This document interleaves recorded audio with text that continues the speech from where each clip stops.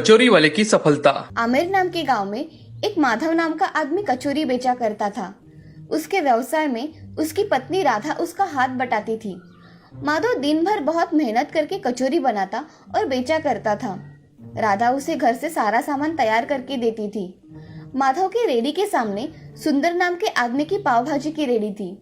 उसकी रेडी पर भी लोग आया करते थे, मगर माधव के हाथ की बनी कचौरी खाना लोग ज्यादा पसंद किया करते थे। एक दिन माधव की 50 कचौरियां दिन में खत्म हो गई, इसलिए माधव राधा से, राधा, मुझे कल ज्यादा सामान बना कर देना।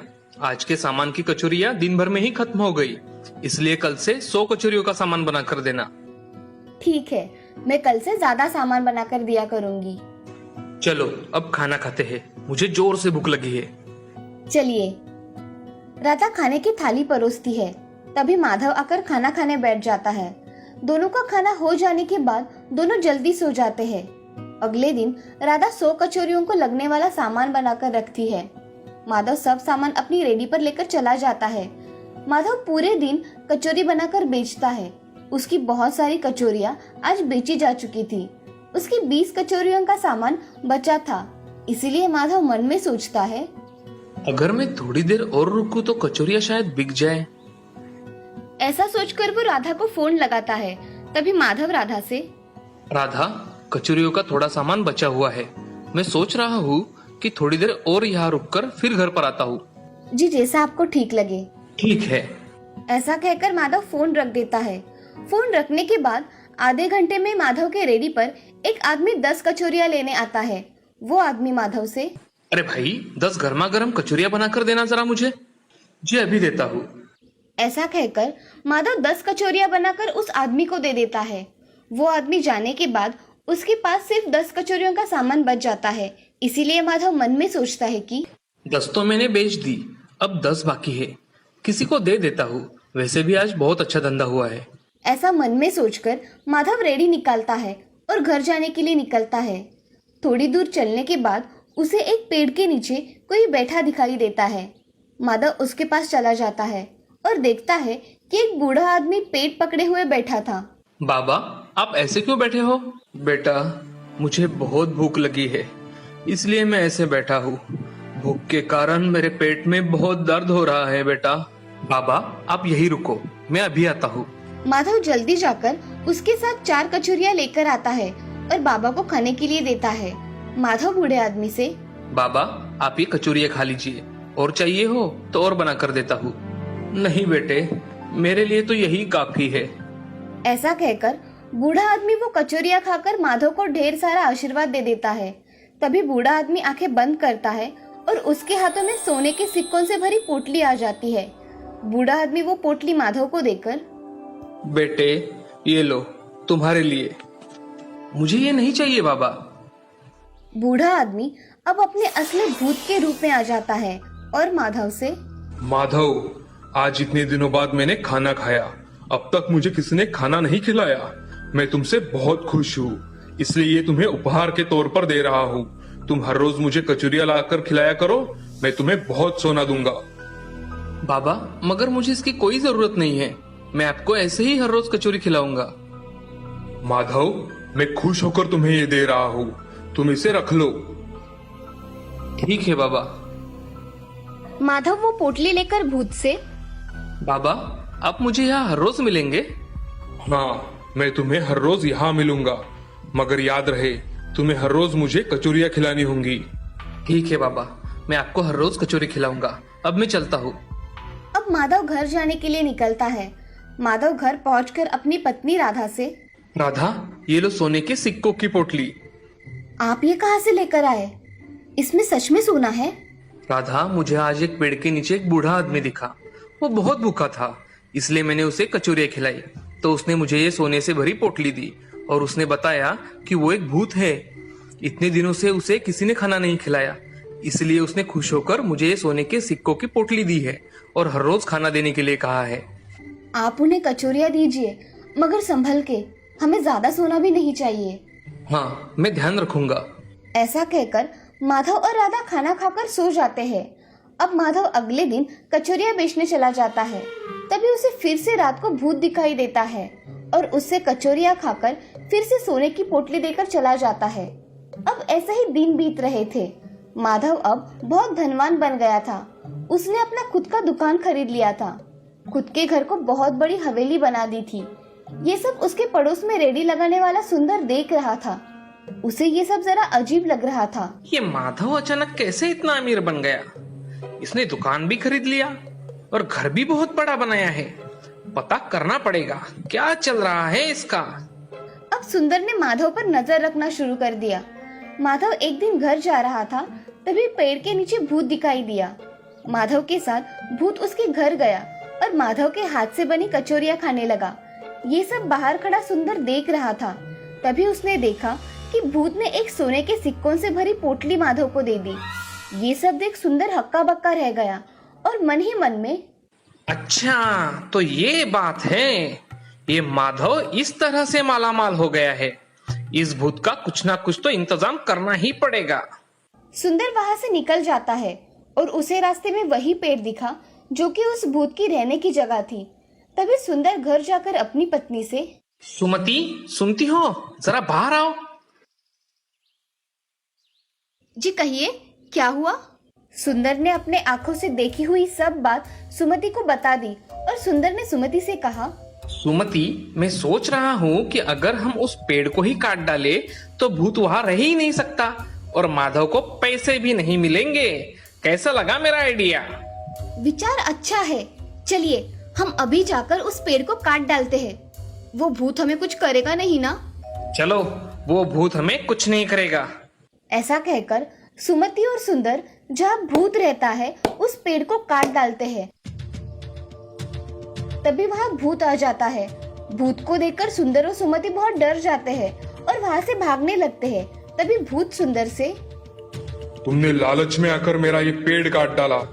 तुम्हें पेड़ों की भी कदर नहीं है। अब देखो मैं तुम्हारा क्या हश्र करता हूँ। मुझे माफ कर दीजिए भूत जी, माफ कर दीजिए। हमें माफ कर दीजिए, हम आज के बाद ऐसा कभी नहीं करेंगे। तुम ऐसा करने के लिए अच्छे तो रहने चाहिए ना। ऐसा कहकर भूत अपने जादुई शक्तियों से उन्हें बकरी में परिवर्तित कर देता है। अब भूत बहुत हंसने लगता है और कहता है, बुरे लोगों के साथ ऐसा ही होना चाहिए। अब तुम दोनों खाने के लिए भटको और खाने की तलाश में किसी का खाना बन जाओ। ऐसा कहकर भूत दूसरे पेड़ पर चला जाता है। सुंदर और सुमति बकरी बन जाते हैं। उन्हें उनके बुरे कर्मों का फल मिल जाता है। इस कहानी से हमें ये सीख मिलती है कि जिंदगी में लालच नहीं करना चाहिए। लालच से हमेशा इंसान का नुकसान ही होता है। धर्मपुर नाम के गांव में सुहास नाम का एक आदमी रहा करता था। वो खेत में काम करके अपने घर का गुजारा किया करता था। सुहास की पत्नी का नाम था शांता और लड़के का नाम था राहुल। राहुल एक 10 साल का लड़का था। वो स्कूल में जाया करता था। उसे खेलकूद बड़ी अच्छी लगती थी। वो स्कूल हो जाने के बाद अपने खेत में चला जाता था। उसे खेतों में जाकर खेलने में बड़ा मजा आता था। एक दिन सुहास कुछ काम होने के कारण दूसरे गांव चला जाता है। उस दिन राहुल अपने दोस्तों के साथ खेत में पतंग उड़ा रहा था। उनका पतंग उड़कर काजू के पेड़ में अटक गया और राहुल और एक लड़का पेड़ पर चढ़कर पतंग निकालने की कोशिश करने लगे। मगर पतंग निकालते समय राहुल का पैर फिसल जाता है और राहुल पेड़ से नीचे गिर जाता है। उसके सिर पर गहरी चोट आ जाती है। तभी आसपास के खेत के लोग जमा होते हैं और राहुल को उठाकर अस्पताल लेकर चले जाते हैं। तभी राहुल के घर पे कुछ बच्चे जाकर शांता को सारी बात बता देते हैं। शांता जल्दी जल्दी में अस्पताल चली जाती है। तभी शांता, डॉक्टर साहब क्या हुआ है मेरे राहुल को? राहुल के सर पर गहरी चोट आने की वजह से उसका अभी ऑपरेशन करना पड़ेगा। क्या ऑपरेशन? हाँ, जल्दी फैसला लीजिए। ये अभी आ जाएंगे डॉक्टर, मैं आपको बताती हूँ। जी। थोड़ी देर बाद सुहास घर पर आ जाता है। उसे घर पर कोई ना दिखने के कारण वो चिंतित हो जाता है। सुहास पड़ोसियों से पूछता है, अरे रामलाल, शांता और राहुल कहाँ चले गए? कुछ बता के गए हैं क्या? अरे भाई सुहास, तुम्हारा बेटा आज खेत में खेलते समय पेड़ से गिर गया और उसके सर पर गहरी चोट आई है। तुम जल्दी अस्पताल में जाओ, भाभी भी वही है। तुम जल्दी अस्पताल जाओ भाई। हाँ, मैं अभी जाता हूँ। सुहास अस्पताल चला जाता है। वहाँ जाकर शांता को देखकर उससे पूछता है कि शांता, राहुल कहाँ है और कैसा है राहुल? शांता सुहास को देखकर जोर जोर से रोने लगी। शांता, क्या हुआ है? मुझे जल्दी बताओ। हमारे राहुल का ऑपरेशन करवाना है, उसके सिर पर गहरी चोट आई है। मैं डॉक्टर से बात करता हूँ, तुम शांत हो जाओ। सुहास डॉक्टर के पास चला जाता है और डॉक्टर से, डॉक्टर साहब, मेरे बेटे राहुल को क्या हुआ है? डॉक्टर साहब, राहुल के सर पर गहरी चोट आने के कारण हमें उसका ऑपरेशन करना पड़ेगा। डॉक्टर साहब, इस ऑपरेशन का खर्चा कितना आएगा? खर्चा 2 लाख तक आएगा और जितने जल्दी ऑपरेशन होगा उतना ही अच्छा होगा। डॉक्टर साहब, आप ऑपरेशन की तैयारी शुरू कर दीजिए, मैं पैसों का इंतजाम करके आता हूँ। जी ठीक है। सुहास अब मन ही मन सोचने लगा। इतने सारे पैसे कहाँ से लाऊं अब मैं? कुछ सोचकर वो अपने गांव के साहूकार के पास चला जाता है और साहूकार शरद सिंह से, सेठ जी, मुझे आपसे कुछ काम था। अरे कहो सुहास, क्या काम था? शरद सिंह जी, मुझे 2 लाख रुपए की सख्त जरूरत है। मेरे बेटे का ऑपरेशन करना है, कृपया मुझे पैसे दे दो। जी लेकर जाओ, तुम्हें सिर्फ अपनी जमीन मेरे पास गिरवी रखनी होगी। सुहास मन में सोचकर घर चला जाता है और अपने जमीन के कागज लेकर शरद सिंह के पास आ जाता है। तभी सुहास, शरद सिंह जी, ये लीजिए मेरे जमीन के कागजात। मुझे अब तो पैसे मिल सकते हैं ना? हाँ हाँ सुहास, अभी लेकर आता हूँ। शरद सिंह घर में जाकर 2 लाख रुपए लेकर आता है और सुहास के हाथ में रख देता है। तभी सुहास उसे धन्यवाद कहकर वहां से चला जाता है। अब सुहास जल्दी जल्दी में अस्पताल जाकर अस्पताल में पैसे जमा करवा देता है और बाहर शांता के पास बैठ जाता है। कुछ समय बाद डॉक्टर राहुल का ऑपरेशन करके बाहर आ जाते हैं। डॉक्टर, कैसा है राहुल? ऑपरेशन सक्सेसफुल रहा। अब राहुल खतरे के बाहर है।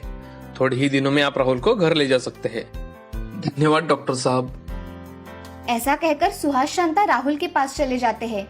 थोड़े ही दिनों में राहुल स्वस्थ होकर घर चला आता है।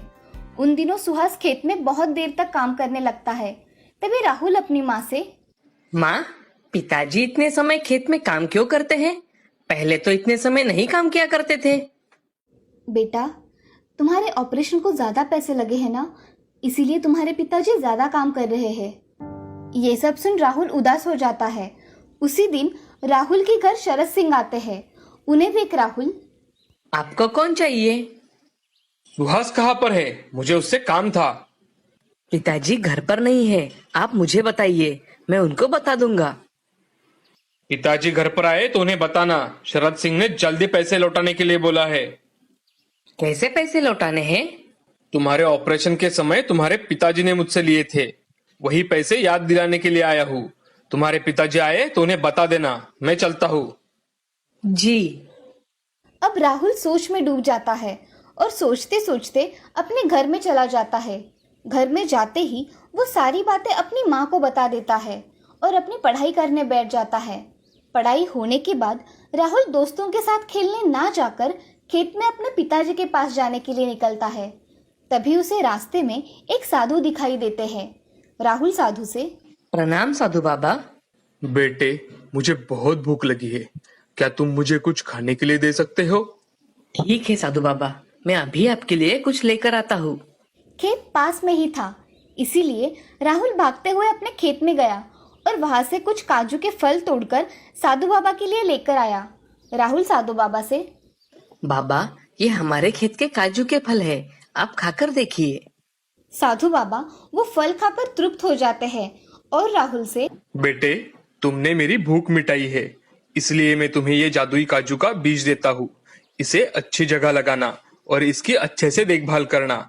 ये तुम्हारी सारी समस्या दूर कर देगा। तुम इसे जो चाहे वो मांग सकते हो।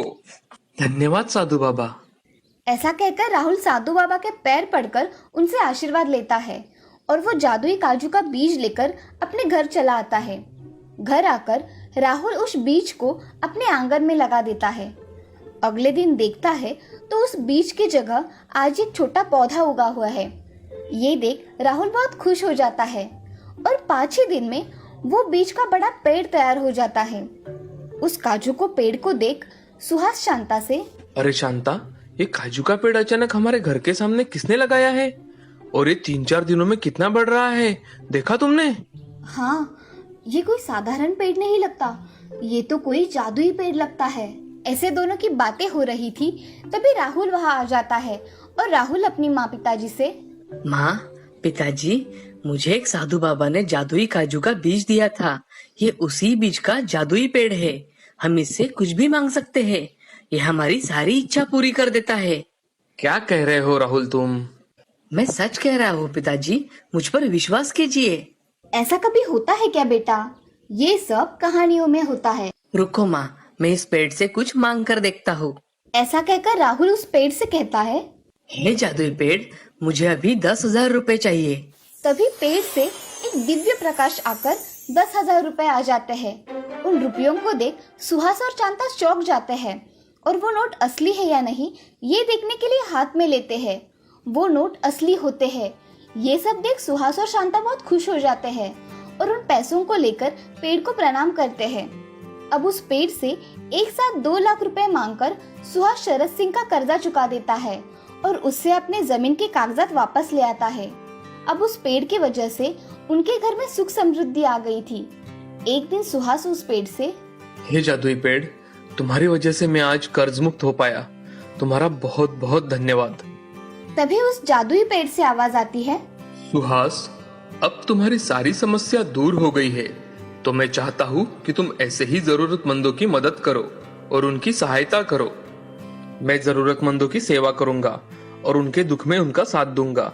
हम दोनों बाप बेटे मिलकर सभी गांव वालों की बहुत सेवा करेंगे। अब सुहास और राहुल उस गांव में गरीबों की मदद किया करते थे और जरूरतमंदों की जरूरतें पूरी किया करते थे। ये सब जादुई काजू के पेड़ की वजह से हुआ था। अब उनके गांव में खुशहाली छाई थी। इस कहानी से हमें ये सीख मिलती है कि कठिन परिस्थिति में हमेशा दूसरों की मदद करनी चाहिए और हमेशा दूसरों को सहायता करना चाहिए।